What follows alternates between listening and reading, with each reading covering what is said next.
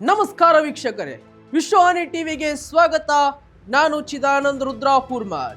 Big Boss Kannada season 11 ಬಹುತೇಕ ಅಂತಿಮ ಘಟ್ಟ ತಲುಪುತ್ತಿದೆ. ಇಷ್ಟು ದಿನ ಮನೆಯಲ್ಲಿ ಆಗಿರುವುದೊಂದು, ಇನ್ಮೇಲಿನಿಂದ ಮನೆಯಲ್ಲಿ ನಡೆಯೋದು ಮತ್ತೊಂದು. ಹಾಗಾಗಿ ದೊಡ್ಡ ಮನೆ ಬಹಳ ಕಳೆ ಪಡೆದುಕೊಳ್ಳುತ್ತಿದೆ. ಆಟಗಾರರ ಆಟದ ಪರಿ ಕೂಡ ಫುಲ್ ಚೇಂಜ್ ಆಗಿದೆ. ಇದೆಲ್ಲದರ ಮಧ್ಯೆ ಬಿಗ್ ಬಾಸ್ ಮನೆಗೆ ಸೀಸನ್ 10ರ ಕೆಲ ಸೀನಿಯರ್ ಸ್ಪರ್ಧಿಗಳು ಮನೆಗೆ ಬಂದಿದ್ದರು. ಈ ಸೀಸನ್ ಸ್ಪರ್ಧಿಗಳ ಆಟ ಕಣ್ತುಂಬಿಕೊಂಡಿದ್ದರು.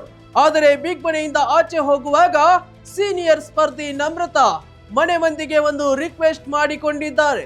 ಹಾಗಾದ್ರೆ ಅಷ್ಟಕ್ಕೂ ನಮ್ರತಾ ಹೇಳಿದ್ದೇನು, ಮನೆ ಮಂದಿ ಮಾಡಿದ್ದೇನು, ಅದನ್ನೇ ಹೇಳ್ತೀನಿ ಕೇಳಿ ವೀಕ್ಷಕರೇ.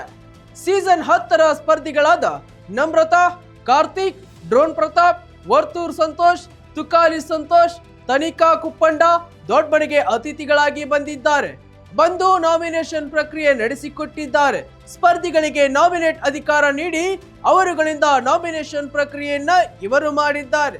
ಅದರಲ್ಲೂ ನಮ್ರತಾ ಸ್ವಲ್ಪ ಸಮಯ ಸ್ಪರ್ಧಿಗಳ ಜೊತೆ ಬೆರೆತು ಮಾತನಾಡಿದ್ದರು.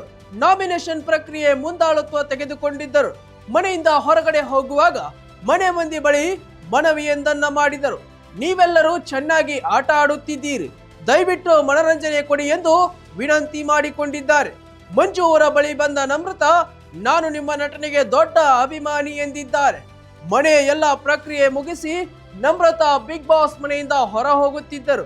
ಆಗ ಹನುಮಂತ, ಬನ್ನಿ ನಮ್ರತಾ ಅಕ್ಕ, ಮನರಂಜನೆ ನೀಡೋಣ ಎಂದು ಜೋರು ಧ್ವನಿಯಲ್ಲಿ ಕೂಗಿ ಕರೆದಿದ್ದಾರೆ.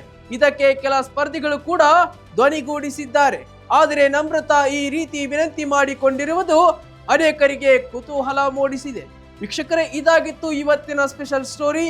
ಮತ್ತಷ್ಟು ವೈವಿಧ್ಯಮಯ ಸುದ್ದಿಗಳಿಗಾಗಿ ವಿಶ್ವವಾಣಿ ಟಿವಿ ಮತ್ತು ವಿಶ್ವವಾಣಿ ಟಿವಿ ಸ್ಪೆಷಲ್ ಚಾನೆಲ್ ಅನ್ನ ಸಬ್ಸ್ಕ್ರೈಬ್ ಮಾಡಿ.